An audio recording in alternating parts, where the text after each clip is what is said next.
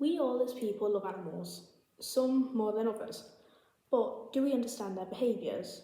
And do we read the emotions correctly? Well, not all the time.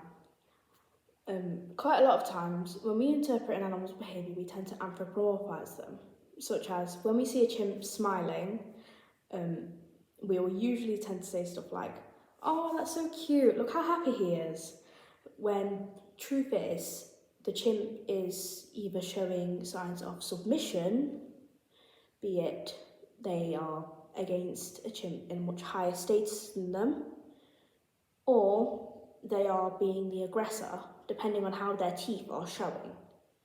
Which means if we see that as a happy thing, we won't identify it correctly and we may put ourselves in danger and in a stressful situation for both us and the animals. The first communication method that will be talked about is vocalization.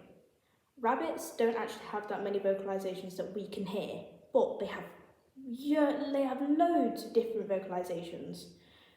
But ones we can hear are vocalizations such as honking when they're happy, or purring, teeth purring when they are content, and when we can also hear them growl or grunt when they're angry or frightened. But if they are extremely frightened, they can scream. Rabbits will only do this, however, if they feel they are in life-threatening danger.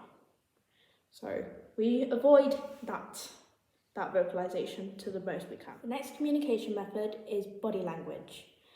This is the main method of communication to both us, to rabbits, and to anything. This is the main communication completely.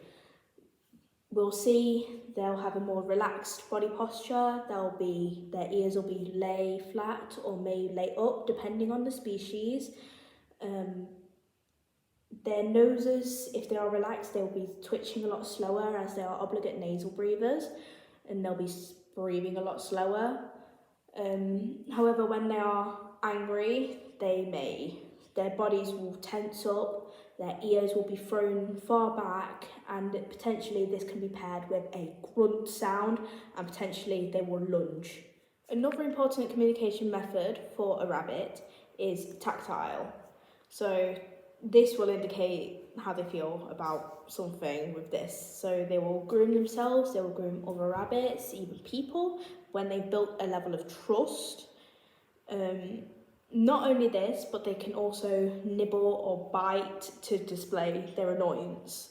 Usually it is when someone or something is in their way. This, however, can also be displayed with a simple nudge. Rabbits also have a fairly excellent sense of smell. This is how they will use scent to communicate. This will show where their territory is, this will defend their territory, and they will do this by rubbing their chins against objects, as the chin is actually where a rabbit's scent gland is. So they will spray this around, they will rub their chins around their territory, they will spray and they will scatter their feces. This also connects to their communication in taste. With their sense of smell, they will use pheromones like many other animals, primarily as scent markers. They will also use this as signals to their kits that will be sent from the mammary glands, which will allow the kits to figure out where to go and how to feed. They will also use these pheromones to send out signals for a rabbit of the opposite sex to mate with them. The final method of communication for these animals are bioluminescence. Unfortunately, we cannot use rabbits as an example for this, so instead we will use jellyfish, which are the 20% of animals that use bioluminescence that will also release a slight heat, as this regulates the body temperature.